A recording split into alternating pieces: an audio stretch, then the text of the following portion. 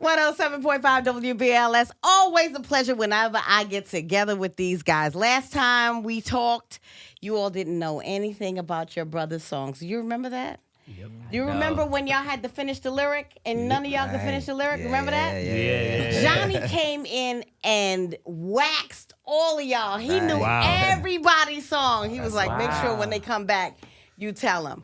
What song did we fumbled on? His song, right? Or was it the All new of edition? them. Bobby? No, it wasn't all of them. Yes, it was. It was You only sure? one, I want to No, say. all yeah. of you knew somebody else's song. I think you Right. was trying to help Ricky with his song. Right. Okay. But everybody fumbled on their own song. Wow. Yeah. Wow. That was a good question, stuff. That was a lot of fun, and Johnny had a lot of fun with it, and he knew everybody's. I played BBD, I played Ralph's song and Right. Bobby's song, and he Right, finished right. everything. Good, Yeah, good, so that was good. good. That's good. But happy belated birthday Thank to you you, so my much. brother. Yeah. Big five. Yes, Oh, happy whoop, 50. whoop.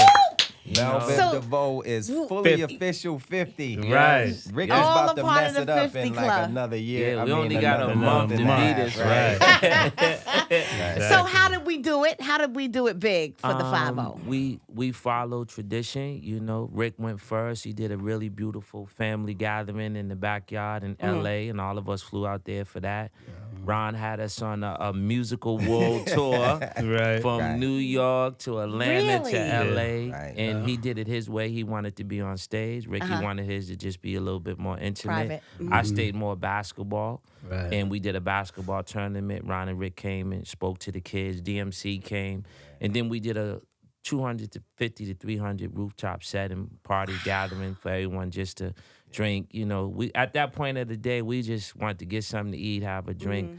You know, I leave the real high power stuff to Ronnie and Puff Daddy. So it was just a little cool out there. You It just was, laid back. And Bob came too, and Brooke, Yeah. of course. But what it was is, we all just wanted to be in support of each other Right. for our 50th and make sure everyone was doing it in their personality. That's right. And that you did.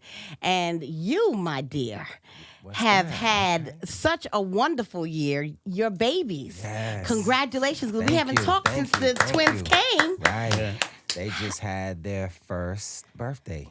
I Yes, know. July 14th. And no greater thing on this planet than to be able to pass your DNA. When they say you can truly live forever, that is the way that you live forever. Absolutely. My children. Where were you, Ronnie, when you first heard the news that you were having twins? Where were you? I was in my room, and Shamari was in the bathroom, right? She went in to take a little test, and I heard, run, right? I was like, yo, I ran in the bathroom, like, yo, what's going on? And she showed me the pregnancy test, and we saw those two little lines, and it's something that we've been waiting for. 12 years of marriage going on 13. but When did you probably- know you were having Twins. twins? What was that twins. day Yeah. like? Well, that was, I mean, we had been wishing for that. You know, ultimately, I felt like I was going to be the one to carry the twin gene or seed because I have twin brothers. Right. And it was just amazing to know that after all of the turmoil and all of the trying and all of the heartache, Right. you know, like, man, is God going to bless us? He blessed us with a double blessing, you know. So, I mean, tears. I can count on one hand the number of times I've cried in my life. And that was Really? And I know definitely that one was of them. definitely one of them. Mike, where were you when you first heard your firstborn?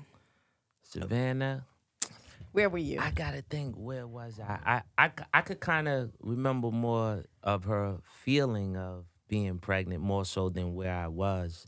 And it was just, I gotta talk to you when you get home. At that point, I'm like, what's wrong now? Yeah. You know, Right, and right. just the thought of, and like Ron, I share the same thing because what am I like in my 30s? Savannah's 11, so I'm 39. And my mom was like, hello. So I didn't know. Right. I didn't know if I could. I didn't know what the issue, what was going on. So when the thing that really shocked me and knocked me out is when Dr. Tannen hoisted Savannah in the air. And she just had this big old smile and these lips and all that. I said, oh my Finally. God. I Yes. said, look at me. I said, look. What? And I had a tear because Tisha got the thing over. She's like, what does she look like? And just that feeling there, I fed her the bottle right up under I call it the tank with the heat tank. So after they did that, they wrapped her and I fed her. I felt like my life changed. Oh yeah, it does change your Yeah, life. It is life changing. I felt more responsible. And you know how they say, men feel like men, you go to the gym, Rick Ron, we in the gym and you trying to get muscles, you feel like a man. Nothing makes you feel more like a man than a responsibility of a feeling you never felt. Yeah. I know, that's right. Uncle Ricky. Yes, Godfather Ricky. Yeah, Godfather, uncle, everything. We done passed the baton. Right, I'm gonna Mike thank Ron passed for it to making me the Godfather of made his me- I children. forgot that. What? Hold it, wait. Wait, We're tell going me. back to Ricky's intro. So when Ron was doing what he was doing and we were sharing that feeling, being brothers how we are, I kept saying, bro, didn't get it yet. So when my third child came, Starla, I said, babe, you know what? Bro's got to be the godfather. So we asked Ron to step in and be the godfather, Starla, and he flew in. He was in the room. October 4th. Yeah, he flew in. He was the bottom. So we started the Godfather trilogy right now because it's a trilogy we gonna finish with Rick. So go ahead, Brothers Ron. came down the pipeline. Right. I felt like, okay, Mike passed the baton to me, you, so right? I gotta pass the baton to Hey, Rick. Rick, I right. love it. And I it's receive it, man. gotta- And I love when these guys talk about their kids, man. I see how their faces light up and their eyes get big. And it's a joy, man, to just even be a part of it. And I'm next in line, bro. Yes, The you trilogy. As soon as we I'm get finished waiting. with this tour, it's going down. Right. No, you Brooke. just Don't right. forget Well, Brooke. you done already had 17 Right. babies already. Oh, wait. no, We exactly. gonna edit it. Wait, and listen. And Rick got to finish. So we in rehearsal, and he said, "Come here." Gave me that real ill Brooke Payne face. He said, "You're not passing this one around. That next one is mine." That's I said, right. "Whoa!" I didn't even pick him. He said, "I'm taking that." So Exactly. Brooke is the godfather of Sinai. Go ahead, There bro. you Finish go. your story. What No, a that's it. blessing. So after RBRM tour, after Right. these 25 dates we about to do, it's going down. Yeah. Yes. Amy Bell. Get it in, Ricky. Get right. it She in. said, Here we "Get go. it in." Get it in. Go Get it somewhere in. nice. Right. Red White Bull, sand. it don't Get it matter in. what Now, There of you go. course, because I'm a huge New Edition fan. Thank you. So now I hear about Ribbum, and I'm saying, how did we get to Ribbum? Because I don't even know how to say RBRM. Right. Right? Of course, we love whenever we see you on stage. Right. But I need to know, New Edition, are you saying that this is it for New Edition and we're just going to do RBRM? Because I know that Johnny and Ralph are touring. Right. So can you just tell us, is this the end? No, I'm gonna start it, and then Mike, you could jump in. First, the first thing I want to clear up is RBRM, Ronnie, Bobby, Ricky, and Mike is not a new name for New Edition. New Edition is still New Edition. Okay. And that name still exists, and New Edition is Ronnie, Bobby, Ricky, Mike, Ralph, and Johnny. Okay. That's who New Edition is. Right. Go on, big bro. I think everybody just, the movie, that excitement and that New Edition in the work, and we're only being who we are. I mean, when we became Belle Biv DeVoe, they thought New Edition was over. When Bobby left, that was a moment. I realized, and I was trying to explain this in the best way a week ago, I was having a deep moment. I said, I just realized our group is bigger than music. We didn't get together just for the music. We're getting together to inspire a generation of people and a blueprint on what to do and what not to do. So anything that may seem like a problem to somebody else is normal family business to us. And the blessing is that we could be 6, we could be 5, we could be 4, we could be 3, we could be 2, and it doesn't matter if you want to know, but you're not telling me what the problem is. The problem isn't really a problem. It's just a little setback. So Well, it's, you know what I mean? Because I there's think- nothing you could say, well, that's a problem with New Yeah. Edition. No, it's not a problem. It's a setback, little misunderstanding, some timing. Right. And once we could get together and figure out the timing and the setback, then we'll do what we do best. We perform. Because we ain't no reality TV stars, so we're not going to be in social media giving you Everything you- VH1. yeah, and, every- we're not going there. every that ain't step us. you Yeah. take. Exactly. But, I think that's what they need to hear. The first and foremost is that you're humans and you're brothers, and just like any family, you have things that you don't see eye to eye, but life goes on. You got families, you got to feed, and you have to do certain things. And fans, sometimes they don't understand that. All they want is New Edition. They want to make sure that that's intact, because that is like a lot of people's Jackson 5. You are their Jackson 5. So to hear that Michael was leaving the Jackson 5 was catastrophic to a whole lot of fans. And that is what's happening with the New Edition fans. I think they just need to know that, you know, this is just something we're going through right now, another phase. And this too shall pass. Exactly. And one of the hardest things for this and being in this position is, you know, New Edition is our bread and butter. That's our heart right there, you know.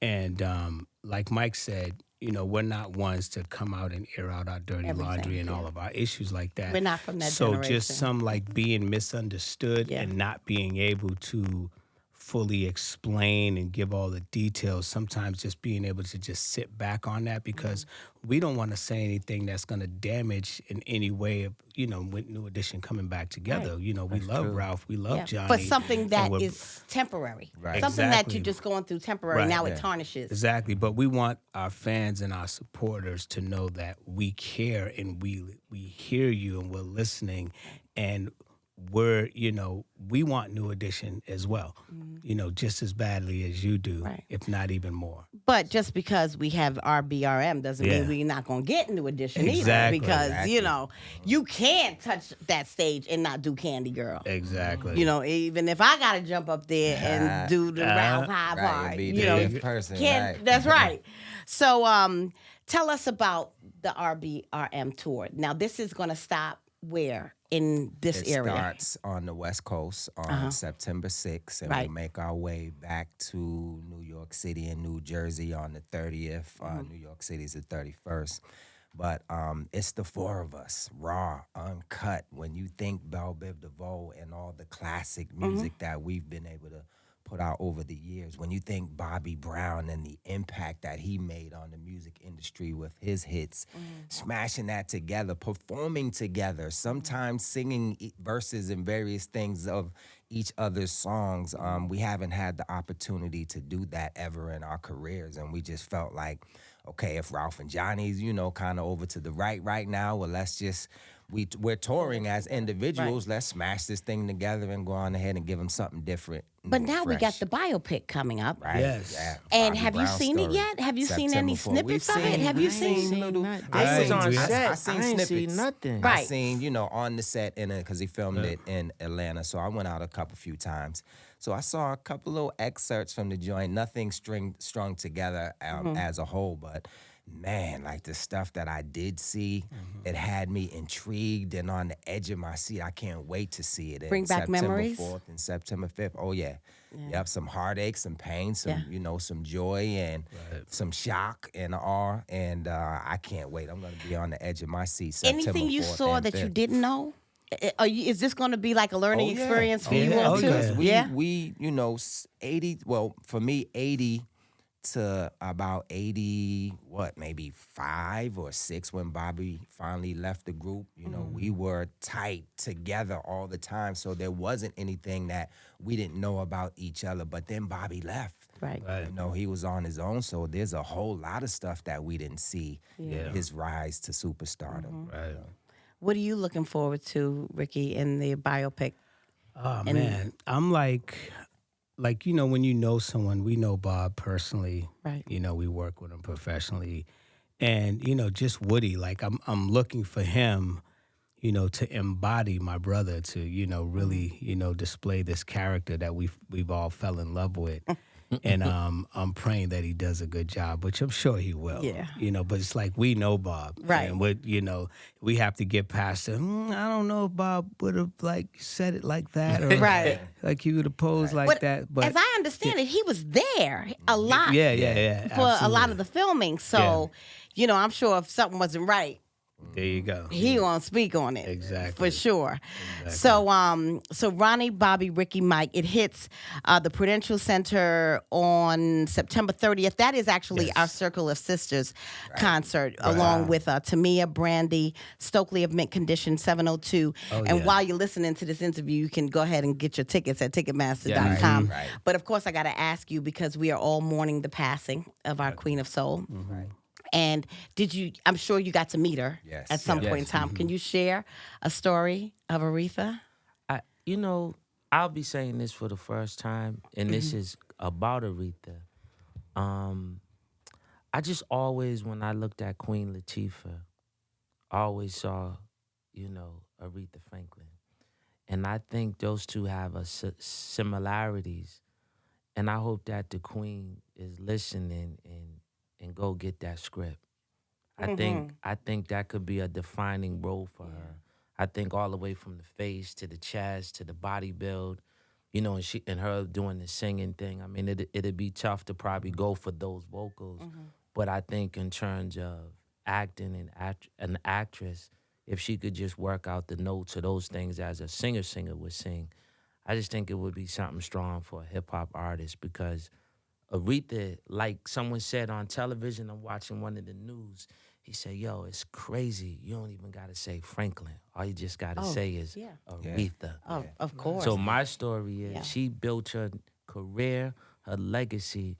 All you need is to do is to say her one name, and you know who it is around the world. And there are so many artists, right, that come that are followers. They have to witness and see what it is before them to understand what they need to do, but then there are those individuals that set the blueprint, that break the mold or set the mold, and she was one of those. And I mean, the last time I spoke to her, she said that she was trying to get the budget, and it was amazing that she couldn't get a $40 million budget being the Queen of Soul. And she said, she had shopped it to Lifetime. They just didn't have the budget. But now, unfortunately, I bet you they found the budget now. Yeah. As they should. Yeah. So I want to thank you guys for stopping by. I know you've got a busy schedule. I do want everybody to remember that they will be touching down on that Prudential Center stage. That is for the Circle of Sisters, the September 30th. That is the day after the Circle of Sisters.